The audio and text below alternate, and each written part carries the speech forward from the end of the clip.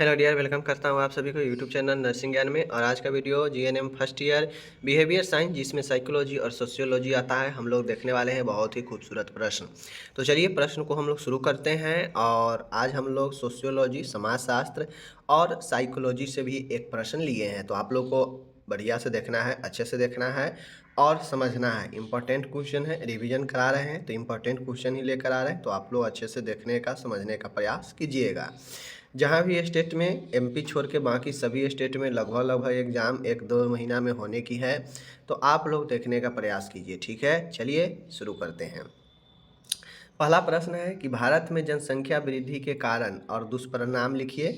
जनसंख्या वृद्धि पर नियंत्रण किस प्रकार संभव है, इसको बताना है। मीन्स जनसंख्या वृद्धि के बारे में लिखना है। जनसंख्या वृद्धि के साथ में इसका क्या कारण होता है जनसंख्या वृद्धि होने का, और अगर जनसंख्या वृद्धि हो रहा है तो इसका दुष्परिणाम क्या होता है, इसके साइड इफ़ेक्ट के बारे में लिखना है। साथ में जनसंख्या वृद्धि पर आप कैसे नियंत्रण कर सकते हैं, इसके बारे में लिखना है। तो जनसंख्या वृद्धि एक बहुत ही इम्पोर्टेंट प्रश्न है। चलिए देखते हैं। सबसे पहले जनसंख्या वृद्धि क्या होता है। देखिए, जनसंख्या वृद्धि किसी भी क्षेत्र में लोगों की संख्या बढ़ने को कहा जाता है। समझ रहे हैं बातें को। जनसंख्या वृद्धि जो होता है, वृद्धि का मतलब क्या होता है, बढ़ना। और अगर जनसंख्या विस्फोट रहता तो जनसंख्या विस्फोट का मतलब क्या होता है कि अचानक से तेजी से किसी चीज़ में वृद्धि होने लगे तो वह विस्फोट हो जाता है। समझ गए। और अगर सीधा वृद्धि है तो वही चीज़ें हैं कि लोगों की संख्या बढ़ने को जो है क्या कहा जाता है, जनसंख्या वृद्धि कहा जाता है। जनसंख्या वृद्धि किसी भी क्षेत्र में लोगों की संख्या बढ़ने को कहा जाता है। ठीक है, लोगों में अगर संख्या बढ़ने लगे तो वह वृद्धि हो जाता है। समझ गए। अब वृद्धि होने के अनेकों कारण हैं, समझ रहे बातें को। तो यहाँ पे जनसंख्या वृद्धि के कारण जो है आपके सामने में है। देखिए, जनसंख्या वृद्धि अनेकों कारण से बढ़ सकता है। कैसे कैसे, मैं आपको यहाँ पे पॉइंट बता रहा हूँ। इसके अंदर आपको 1-2-4 लाइन बताना पड़ेगा कि आखिर ये चीज़ें क्यों होता है। ठीक है, तो मैं यहाँ पे रिवीजन करा रहा हूँ, तो सिर्फ मैं आपको यहाँ पे ये चीज़ें पॉइंट में बता दे रहा हूँ। इन सभी के बारे में 2-4 लाइनें, 1-2 लाइनें लिखना पड़ेगा सभी के बारे में कि आखिर यह क्यों है। ठीक है, चलिए। सबसे पहला है उच्च जन्म दर। अब हमारा भारत में जनसंख्या वृद्धि इस कारण से बढ़ रहा है कि उच्च जन्म दर है। मतलब जो जन्म लेने का जो संख्या है बच्चे का, वह काफ़ी ज़्यादा है। साल भर में कितने ज़्यादा जो है शिशु पैदा ले लेता है, तो ऐसे में जन्म दर ज़्यादा है, मृत्यु दर कम है। यानी मृत्यु के तुलना में जन्म ज़्यादा हो रहा है, तो मृत्यु दर उच्च है और जन्म दर ऊंच है और मृत्यु दर कम है, तो जिस कारण से बढ़ेगा। अब यहाँ पे देखिए, यहाँ पे आप लोग देखिए कि यह टंकी है। ठीक है, इस टंकी में पानी भरा है, और पानी भरा है, हम 1 लीटर पानी भरते हैं और इसमें से हम जो है 250 ग्राम पानी डेली पानी भर रहे हैं, और डेली 250 ग्राम डेली 1 लीटर भर रहे हैं और डेली 250 ग्राम निकाल रहे हैं। मतलब क्या हुआ कि डेली 1 लीटर ज़्यादा भर रहे हैं, यानी मृत्यु दर ज़्यादा है। ठीक है, जन्म दर ज़्यादा है। ठीक है, और डेली 250 निकाल रहे हैं, मतलब मृत्यु दर घट रहा है। तो इससे क्या होगा, ज़्यादा भरेंगे कम निकालेंगे, तो एक समय आएगा कि यह टंकी कुछ ही दिनों में फुल हो जाएगा। बातें को समझ रहे हैं ना, यही चीज़ें है। आगे है अवैध रूप से शरणार्थी निवास। अवैध रूप से शरणार्थी निवास कहने का मतलब है कि बिना किसी रजिस्टर के, बिना कुछ वैध जो है वह दूसरे जगहों से आकर, दूसरे देशों से आकर निवास कर जाता है, तो वह भी एक जनसंख्या वृद्धि का कारण बनता है। अधिक जीवन प्रत्याशा। अधिक जीवन प्रत्याशा का मतलब होता है लाइफ एक्सपेक्टेंसी। मतलब लोगों में ज़्यादा से ज़्यादा जीने की इच्छा, यही होता है अधिक जीवन प्रत्याशा। ठीक है। विवाह की अनिवार्यता। विवाह की अनिवार्यता का मतलब है कि लोगों में ये एक मान्यता है कि जिसका ब्याह नहीं होता है उसका जीवन बेकार है, ये वो। तो विवाह की अनिवार्यता भी जो है सभी लोगों को विवाह करने पर मजबूर करता है, और जब विवाह होता है तो बच्चा भी होना संभव है, तो यह भी एक कारण बनता है। पुत्र प्राप्ति की चाह। लोगों में अधिक से अधिक पुत्र प्राप्ति के चाह में एक एक लोग जो है 4-4 बच्चे कर लेते हैं। अब जैसे मानिए किसी को शुरुआत में 3 लड़की ही हो गई। ठीक है। अब लड़की हो गई तो वह चाह रख रहा है कि एक पुत्र हो जाए, एक पुत्र हो जाए, एक पुत्र हो जाए। इसी चक्कर में उसे 3 पुत्री हो गया, ठीक है। फिर भी उसे चाहे कि अब हो जाएगा, तो अब उसे होने के चक्कर में फिर पुत्री ही हो गया तो 4 हो गया। तो ऐसे ही तो जनसंख्या बढ़ता है ना। बहुत लोग पुत्र की चाह रखते हैं, बहुत लोग पुत्री की चाह रखते हैं। अब जिसको मान गए 2 लड़का हो गया, सोचता है 1 लड़की हो जाए, उसके बाद हम लोग परिवार फैमिली प्लानिंग करा लेंगे। अब फिर उसको लड़के ही हो गया तो 3 हो गया। तो इसी तरह जो है बढ़ जाता है। अशिक्षा व अज्ञानता। अब हमारे समाज में इतना ज़्यादा, कहीं आज भी इतना ज़्यादा अशिक्षा है और इतना ज़्यादा अज्ञानता है कि लोग जो है इन सब बातों में पड़े रहते हैं, ठीक है, जिसके कारण जनसंख्या वृद्धि होता है। अंधविश्वास का भी प्रभाव, अंधविश्वास का भी प्रभाव जो है हावी है समाज पर, जिसके कारण जनसंख्या बढ़ रहा है। विवाह की कम आयु, ठीक है। अब होता यह है कि कानून तो है 18 साल लड़कियों के लिए, ठीक है, लेकिन गांव में जाइएगा, गांव के एरिया में तो बहुत कम ही 18 वर्ष में आपको शादी होते हुए लड़कियों को दिखेगा। अभी भी 16 साल, 17 साल, ठीक है, 18 साल, इन बीचों में शादी अभी भी हो जाती है लड़कियों का। जिसके कारण होता क्या है, कम उम्र में शादी हो जाएगा तो बच्चे भी जल्दी हो जाएंगे, और यही कारण है जनसंख्या वृद्धि भी कर होता है। मनोरंजन के साधनों का अभाव। अब ऐसे में लोगों के बीच में मनोरंजन के साधनों का अभाव है, तो कहीं ना कहीं लोग जो है अपने पति पत्नी जो होते हैं वो अपने बीच संबंध को बनाकर ही मनोरंजन का एक साधन ढूंढ लेते हैं, जिसके कारण भी जो है जनसंख्या बढ़ता है। तो ये सब जनसंख्या बढ़ने का कारण है। मैंने बहुत सारा कारण बता दिया। उच्च जन्म दर, घटती मृत्यु दर, अवैध रूप से शरणार्थी का निवास, अधिक जीवन जीने की प्रत्याशा, विवाह की अनिवार्यता, पुत्र प्राप्ति की चाह रखना, अशिक्षा, अज्ञानता, अंधविश्वास का प्रभाव, विवाह कम आयु में होना, मनोरंजन साधनों का अभाव। तो ये सब कारण हैं जिसके कारण जनसंख्या में वृद्धि हो सकता है। आगे है, अब जनसंख्या वृद्धि के दुष्परिणाम क्या हो सकते हैं, मतलब जनसंख्या वृद्धि के साइड इफेक्ट एक प्रकार से कहिए तो क्या हो सकते हैं जनसंख्या बढ़ने से। तो जनसंख्या वृद्धि के दुष्परिणाम, जनसंख्या देख लीजिए यहाँ पे जनसंख्या नहीं होगा, जनसंख्या होगा। जनसंख्या वृद्धि के दुष्परिणामों को निम्न वर्गों में बांटा गया है, ठीक है।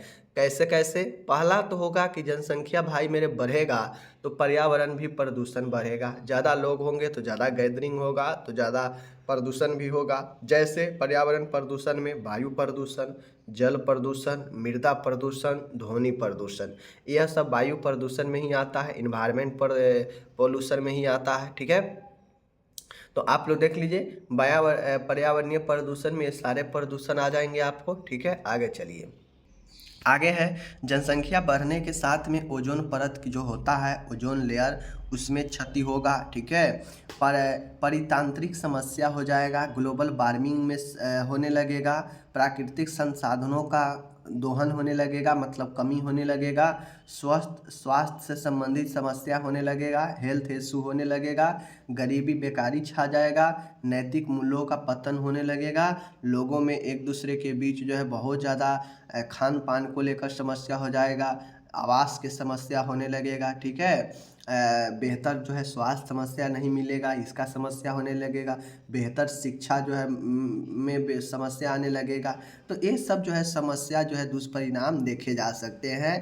पर्यावरण से लेकर पूरे जीवन में व्यक्ति को समस्या झेल सकता है यह जनसंख्या वृद्धि होने से, ठीक है। तो जनसंख्या वृद्धि के जो दुष्परिणाम होंगे आपके सामने में है। पर्यावरण समस्या के साथ साथ में ओजोन परत की क्षति, परितांत्रिक समस्या, ग्लोबल वार्मिंग होना, प्राकृतिक संसाधनों का दोहन, स्वास्थ्य से जुड़ी हुई समस्या, गरीबी और बेकारी, नैतिक मूल्यों का पतन, ये सब दुष्परिणाम है, ठीक है। आप लोग लिख लीजिएगा, ओके। अब आगे चलते हैं कि जनसंख्या वृद्धि पर हम नियंत्रण कैसे पा सकते हैं, क्या उपाय है। तो 2-4 लाइनें चलिए लिखते हैं। देखिए, जनसंख्या वृद्धि पर अगर आपको कंट्रोल करना है, नियंत्रण करना है, तो कुछ चीज़ों को आपको लिखना पड़ेगा। जैसे परिवार कल्याण कार्यक्रमों को प्रभावी ढंग से लागू करना। परिवार कल्याण कार्यक्रम का मतलब है कि जो फैमिली प्लानिंग, जो फैमिली वेलफेयर प्रोग्राम है, उसमें बहुत सारे ऐसे प्रोग्राम हैं जो जनसंख्या नियंत्रण पर काम करता है। जैसे फैमिली प्लानिंग हो गया, ठीक है, बहुत सारे हो गया। तो इस कार्यक्रमों को प्रभावी ढंग से लागू करना ताकि यह जो है जनसंख्या को रोकथाम कर सके। देख लीजिए, आम जन को गर्भ निरोधक के बारे में जागरूक करना। जो लोग होते हैं, जो लोग नहीं जान पाते हैं, गांव के लोग गर्भ निरोधक के बारे में, उनको जागरूक करना। विवाह की आयु को बढ़ाना, निश्चित करना एक लेवल, ठीक है। बालिका शिक्षा व सशक्तिकरण पर अधिक ध्यान देना, ठीक है।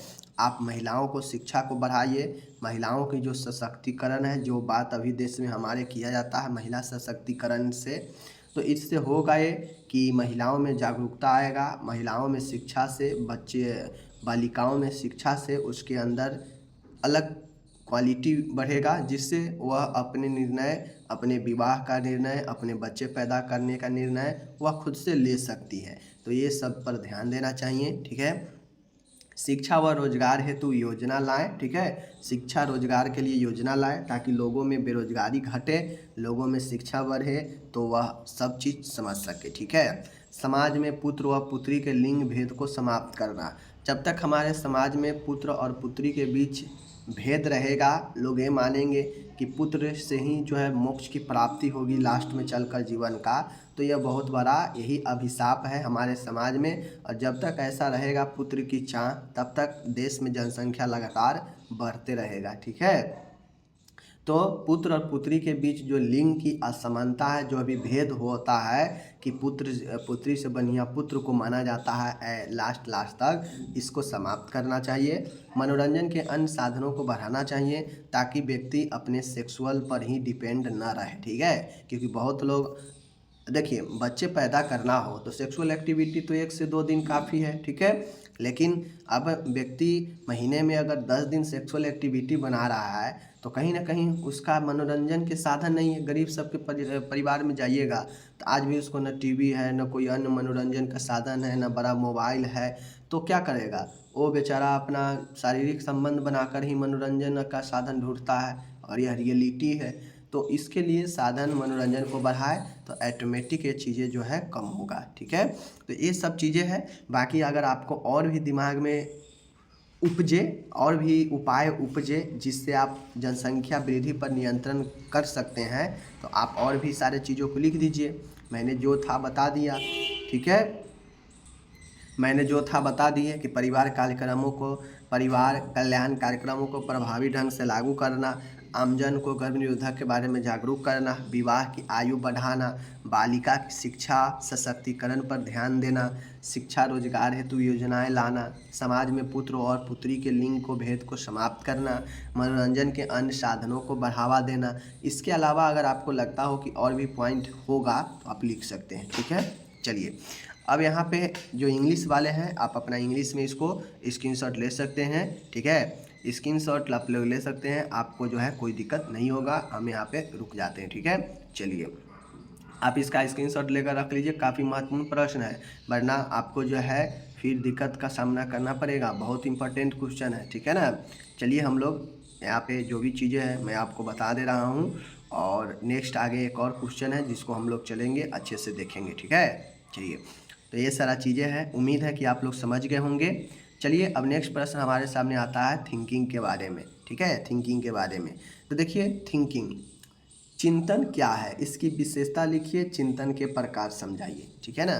चलिए, चिंतन थिंकिंग क्या है समझ गए। थिंकिंग इसकी विशेषता और इसके प्रकार को समझाना है, ओके। चलिए, चिंतन क्या है। चिंतन एक समस्या समाधान की एक ऐसी प्रक्रिया है। चिंतन समस्या समाधान, प्रॉब्लम सॉल्विंग की एक प्रोसेस है जिसमें व्यक्ति समस्या समाधान हेतु बाहरी तत्वों के स्थान पर आंतरिक ज्ञान, मानसिक शक्तियों, भाषा संकेत, प्रत्यक्षीकरण आदि के माध्यम से करता है। देखिए, चिंतन का मतलब होता है थिंकिंग। थिंकिंग क्या है? हम सोचते कब है ज़्यादा, हम चिंतन कब करने लगते हैं? तो हम जब सोचने लगते हैं ज़्यादा, जब थिंकिंग तब करने लगते हैं जब हमारे सामने किसी चीज़ के बारे में, किसी चीज़ का समस्या आ जाता है। अगर हमारे सामने किसी चीज़ का समस्या नहीं हो, हमें किसी चीज़ का ज़रूरी नहीं हो, तो हम उसके बारे में ज़्यादा जो है नहीं सोचते हैं, ज़्यादा जो है हम उसके बारे में चिंतन नहीं करते हैं। समझ गए। तो यह रियलिटी है, व्यक्ति के सामने समस्या आता है तभी जाके वह ज़्यादा चिंतन ज़्यादा सोचता है। तो वही कहता है कि चिंतन समस्या समाधान करने की एक प्रक्रिया है। समझ गए। चिंतन जो है किसी भी समस्या समाधान की एक प्रक्रिया है, जिसमें व्यक्ति जो होता है वह समस्या समाधान के लिए कोई भी बाहरी तत्व, मतलब कोई भी बाहरी चीज़ जिसमें व्यक्ति को समस्या है या जिसमें व्यक्ति को ज़रूरी है, उसके स्थान पर वह अपने आंतरिक ज्ञान का, वह अपने मानसिक शक्तियों का, वह किसी भाषा संकेत का या फिर प्रत्यक्षीकरण से, इन सब के माध्यम से वह अपने समस्या समाधान करता है। और चाहे वह उसका आंतरिक ज्ञान हो, मानसिक शक्ति हो, संकेत हो, प्रत्यक्षीकरण हो, यह सब थिंकिंग के जरिए व्यक्ति जो है करता है समस्या को समाधान। समझ रहे बातें को। चलिए आगे चलते हैं। चिंतन की विशेषता। चिंतन की विशेषता कहने का मतलब है कैरेक्टरिस्ट ऑफ थिंकिंग। थिंकिंग का क्या विशेषता होता है? थिंकिंग का विशेषता, चिंतन का क्या विशेषता होगा? चिंतन प्रारंभ किसी समस्या कठिनाई से होता है। मैंने आपको पहले ही बता दिया कि चिंतन व्यक्ति तब करता है, किसी चीज़ के बारे में व्यक्ति तब सोचता है जब उसे वह कठिन लगने लगे, जब समस्या होने लगे, तब जाके ज़्यादा सोच में डूब जाता है व्यक्ति। ठीक है। तो वही कहता है चिंतन का प्रारंभ किसी समस्या या कठिनाई से होता है। ठीक है, पहला विशेषता। चिंतन प्रक्रिया की समाप्ति समस्या समाधान द्वारा होता है। तो दो पॉइंट इम्पोर्टेंट है, आप दिमाग में रखिए कि चिंतन जब स्टार्ट होगा, जब थिंकिंग स्टार्ट होता है, तो वह समस्या आने के या कठिनाई आने के साथ में व्यक्ति सोचने लगता है, चिंतन करने लगता है कि यह कैसे दूर होगा। ठीक है। तो समस्या या कठिनाई के साथ में चिंतन प्रारंभ हो जाता है। चिंतन प्रक्रिया की समाप्ति जो होता है वह समस्या समाधान, प्रॉब्लम सॉल्विंग द्वारा होता है। मतलब शुरू होता है कठिनाई समस्या के साथ और समाप्त होता है प्रॉब्लम सॉल्विंग के साथ। बातें को समझ गए। चलिए आगे है चिंतन एक जटिल मानसिक प्रक्रिया है। अब थिंकिंग भी एक मेंटल प्रोसेस है, मानसिक प्रक्रिया है, जिसमें अनेक सामाजिक प्रक्रियाओं को शामिल किया जाता है। जिसमें क्या होता है कि अनेक सामाजिक जो प्रक्रिया है, प्रोसेस है, उसको शामिल किया जाता है। तो आपको ध्यान में रखना है कि इसका एक विशेषता ये भी है कि चिंतन एक जटिल मानसिक प्रक्रिया है, जिसमें अनेक सामाजिक प्रक्रियाओं को शामिल किया जाता है। ओके। चिंतन की प्रक्रिया एक तय दिशा में होती है।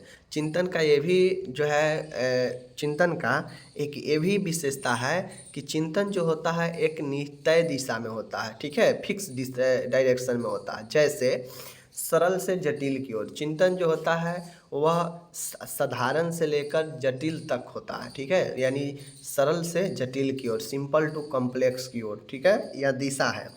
ज्ञात से अज्ञात की ओर, नो टू अननोन। ज्ञात से अज्ञात कहने का मतलब है कि चिंतन जो होता है वह जानते से अज्ञान की तरफ, मतलब ज्ञात से अज्ञात की ओर होता है। ठीक है। उसके बाद है यह मूर्त से अमूर्त की ओर होता है, कॉन्क्रीट से अब्स्ट्रैक्ट तक होता है। बातें को समझ गए। तो ये याद रखिएगा। चिंतन में विश्लेषण तथा संश्लेषण ही पाया जाता है। चिंतन थिंकिंग जो होता है यह एक आपका विश्लेषण और संश्लेषण ही इसमें पाया जाता है। यह भी विशेषता है। चिंतन एक उद्देश्यपूर्ण प्रक्रिया है। चिंतन एक उद्देश्यपूर्ण प्रक्रिया कैसे है? तो जैसे ही समस्या, जैसे ही कठिनाई शुरू हुआ, चिंतन शुरू, और जैसे ही खत्म। तो एक उद्देश्य के साथ चल रहा है ना कि भाई हमें समस्या को निपटाना है। ठीक है ना। चिंतन में ज्ञानात्मक, भावनात्मक क्रियाएं तीनों ही पक्ष सम्मिलित होते हैं। अब जो चिंतन होता है इसमें ज्ञानात्मक, भावनात्मक, क्रियात्मक तीनों ही पक्ष सम्मिलित होते हैं। बातों को समझ गए। चिंतन पूर्व अनुभवों, ज्ञान, मानसिक शक्तियों, प्रत्यक्षीकरण का महत्व है। चिंतन जो होता है पहले से किए गए एक्सपीरियंस, ज्ञान, मानसिक शक्ति, परसेप्शन का महत्व है। समझ गए। चिंतन ही वह एक तत्व है जो व्यक्ति तथा पशु में अंतर करता है। चिंतन ही एक ऐसा तत्व है जो एक व्यक्ति और एक पशु को दोनों के बीच अंतर करता है। पशु नहीं सोच सकता है, चिंतन नहीं कर सकता है। ठीक है। एक आदमी चिंतन कर सकता है, सोच सकता है, यही अंतर है। ठीक है। चिंतन के आधार पर व्यक्ति वातावरण के साथ इंटरेक्ट करता है, अंतर क्रिया करता है। तो चिंतन थिंकिंग के बेस पर ही एक व्यक्ति पर्यावरण के साथ में इंटरेक्ट करता है। तो यह जो है चिंतन की कुछ विशेषता है, मैंने आपको अच्छे से समझा दिया। अब आपको जो है इसको बढ़िया से समझना पड़ेगा, ठीक है। तो चलिए एक बार और मैं यहाँ पे मैं विशेषता को बता देता हूँ। देखिए, विशेषता समझने के लिए आपको पॉइंट पर ध्यान देना पड़ेगा। विशेषता चिंतन का ये है कि यह समस्या प्रारंभ के साथ कठिनाई के साथ शुरू होता है। चिंतन प्रक्रिया की जो समाप्ति होती है वह समस्या समाधान के साथ ही समाप्त हो जाता है। चिंतन एक मानसिक प्रक्रिया है, बात को समझिएगा, ठीक है। चिंतन एक तय दिशा में होता है, जैसे सरल से जटिल की ओर, ज्ञात से अज्ञात की ओर, मूर्त से अमूर्त की ओर, ठीक है। चिंतन में विश्लेषण और संश्लेषण पाया जाता है। चिंतन एक उद्देश्यपूर्ण प्रक्रिया है, ठीक है। चिंतन में ज्ञानात्मक, भावनात्मक, क्रियात्मक तीनों क्रियाएं होते हैं। चिंतन पूर्व के अनुभव, ज्ञान, मानसिक शक्ति, प्रतिरक्षीकरण का महत्व है।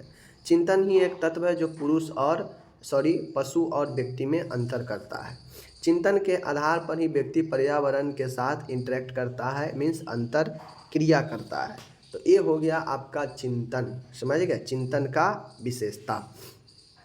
अब आता है यहाँ पे चिंतन की परसेप्शनल थिंकिंग, चिंतन की प्रकार। अब हम लोग चिंतन के अलग अलग प्रकार देखेंगे, समझ रहे बातें को, चिंतन के अलग अलग प्रकार देखेंगे। देखिए आपके सामने में है चिंतन के प्रकार में पहला प्रकार है परसेप्शनल चिंतन, प्रत्यक्षात्मक चिंतन। यह निम्न स्तर का चिंतन है। यह चिंतन विषय वस्तु के प्रत्यक्ष संपर्क में आने पर ही होता है। इस चिंतन में भाषा व संकेतों का प्रयोग नहीं करके इसके स्थान पर प्रत्यक्षीकरण, परसेप्शन को महत्व दिया जाता है। यह चिंतन छोटे बालकों, मंदबुद्धि बालकों के लिए उपयोगी होता है। देखिए, परसेप्शनल थिंकिंग का मतलब है प्रत्यक्षीकरण। प्रत्यक्षीकरण के मतलब क्या होता है? प्रत्यक्ष बोध, मतलब सामने जो चीज़ें हैं उसी के बारे में बताना, वही प्रत्यक्ष हो गया।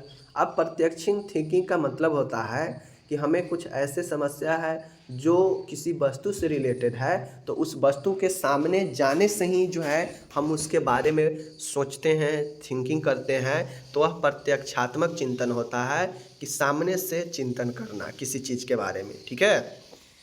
और ये खास कर तब होता है छोटे बालकों में, मंद बुद्धि के बालकों के लिए यह उपयोगी होता है, क्योंकि उसके सामने आप कोई चीज़ ला कर रख दीजिए तो वह उसके बारे में सोचने लगता है। बाकी हटा दीजिए तो उसको आता पता ही नहीं रहेगा कि ये क्या था, नहीं था, यहाँ पे कुछ था भी या नहीं था। तो प्रत्यक्षात्मक चिंतन या प्रत्यक्ष रूप से बोध होता है और उस विषय वस्तु के बारे में जो है चिंतन होता है। यह निम्न स्तर का होता है।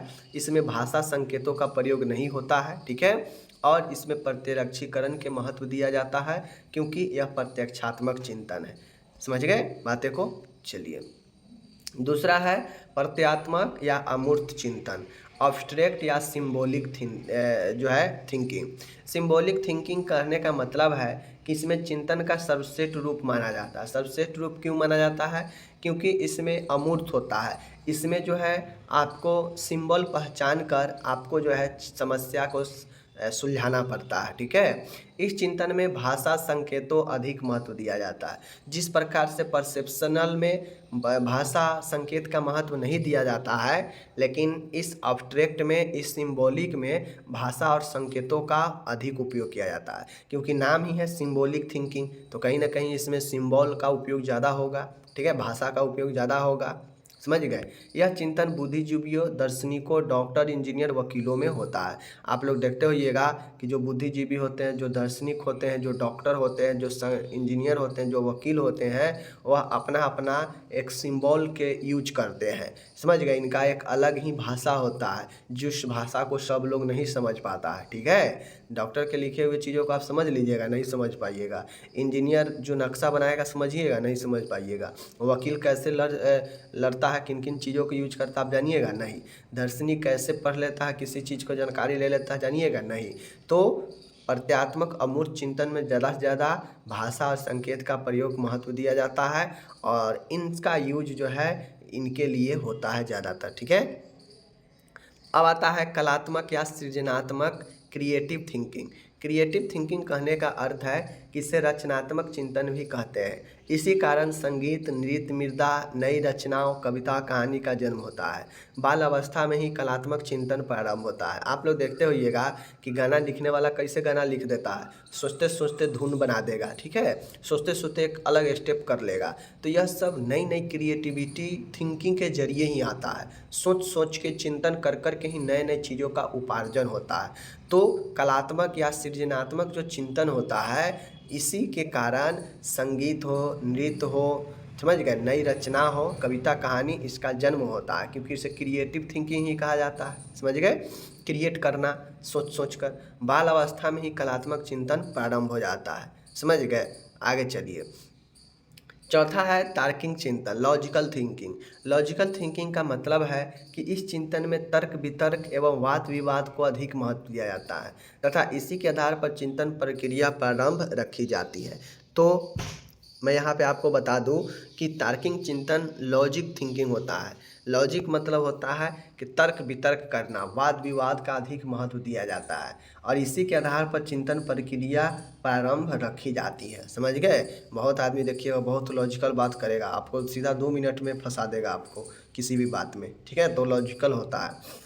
निर्देशित चिंतन, डायरेक्शनल थिंकिंग, यह पूर्व निर्धारित लक्ष्यों को प्राप्त करने हेतु होता है तथा लक्ष्य प्राप्ति के साथ समाप्त हो जाता है। डायरेक्शनल थिंकिंग का मतलब है कि पहले से हम कोई चीज़ तय करके रख चुके हैं, उसके बारे में सोचना, विचारना, थिंकिंग, चिंतन करना, और जैसे ही वह चीज़ें पहले से सोच रखे हैं, विचार रखे हैं, चिंतन कर रहे हैं उसके बारे में, जैसे ही वो काम पूरा हो जाए, लक्ष्य प्राप्ति हो जाए, तो यह चिंतन, यह जो चीज़ें हैं समाप्त हो जाता है। तो वही हमें डायरेक्शनल थिंकिंग कहता है, निर्देशित चिंतन, क्योंकि इसमें पहले से चीज़ें फिक्स रहता है, पहले से ही चिंतन शुरू रहता है और जैसे ही लक्ष्य की प्राप्ति हो जाती है तो यह समाप्त हो जाता है, इसीलिए इसे डायरेक्शनल थिंकिंग कहा जाता है। ओके। उसके बाद है नॉन डायरेक्शनल थिंकिंग। इस चिंतन में कोई पूर्व निर्धारित उद्देश्य या नीतियाँ नहीं होती है, ठीक है। तो यही जो है आपका 6 प्रकार के चिंतन का प्रकार हो गया। चलिए एक बार रिपीट कर देते हैं, ठीक है। चलिए, चिंतन के प्रकार में पहला है प्रत्यक्षात्मक चिंतन, जिसमें परसेप्शन को महत्व दिया जाता है, डायरेक्ट प्रत्यक्षीकरण में होता है। इसमें भाषा का प्रयोग, चिन्ह का प्रयोग नहीं होता है। प्रत्यात्मक या अमूर्त चिंतन है, अब्स्ट्रैक्ट थिंकिंग है, सिंबॉलिक थिंकिंग है। इसमें भाषा और चिन्ह का बहुत उपयोग किया जाता है। इसमें इसका जो है डॉक्टर हो गए, इंजीनियर हो गए, दार्शनिक हो गए, ये लोग इनका उपयोग ज़्यादा करते हैं। कलात्मक या सृजनात्मक का मतलब है कि नए नए चीज़ों का सृजन करना, जैसे संगीत, नृत्य, मुद्रा, नई रचनाएं, इन सबों का जन्म इसी से होता है। तार्किक चिंतन है, जिसमें व्यक्ति वाद विवाद, तर्क वितर्क को अधिक महत्व देता है और इसी के आधार पर प्रक्रिया प्रारंभ रखता है। पाँचवा है निर्देशित चिंतन, जिसमें पूर्व से कोई चीज़ें फिक्स हो, लक्ष्य हो, उसको प्राप्ति के लिए कोई चिंतन हो तो उसे जो है हम लोग करते हैं और जैसे ही लक्ष्य प्राप्ति हो जाए, समाप्त हो जाए ये चिंतन, तो वह डायरेक्शनल चिंतन होता है। और अनिर्देशित चिंतन यानी नॉन डायरेक्शनल चिंतन, इसमें पूर्व से कोई उद्देश्य या नीतियाँ निर्धारित नहीं होती है, बस काम चल रहा होता है, ठीक है। चलिए, तो ये हो गया। अब जिनको इंग्लिश में चाहिए, इंग्लिश वाले अपना स्क्रीनशॉट ले लीजिए, कोई दिक्कत नहीं है, हम रुक रहे हैं, ठीक है। यहाँ पे देख लीजिए, आप लोग को चाहिए तो सारा चीज़ें हमने यहाँ पे दे रखा है, बस आपको इसको जो है अच्छे से पढ़ना है। मैंने टोटल चीज़ें इसीलिए जो अच्छे प्रश्न है मैंने उसको इसीलिए करा रहा है ताकि आप लोग को जो है दिक्कत की सामना करना ना पड़े आगे। अब जो लोग पढ़ेंगे सही है, नहीं पढ़ेंगे तो आपकी मर्जी, ठीक है। तो ये सारा चीज़ें हैं, तो उम्मीद है आप लोग अच्छे से समझ गए होंगे आज के दोनों आंसर को। तो समझ गए हैं तो बहुत बहुत वेल डन। बाकी चलिए हम लोग आगे चलते हैं और यहाँ पे विदा लेते हैं अब, और मिलेंगे अगले वीडियो के साथ। तब तक अपना ख्याल रखिएगा। धन्यवाद, टेक केयर, बाय बाय।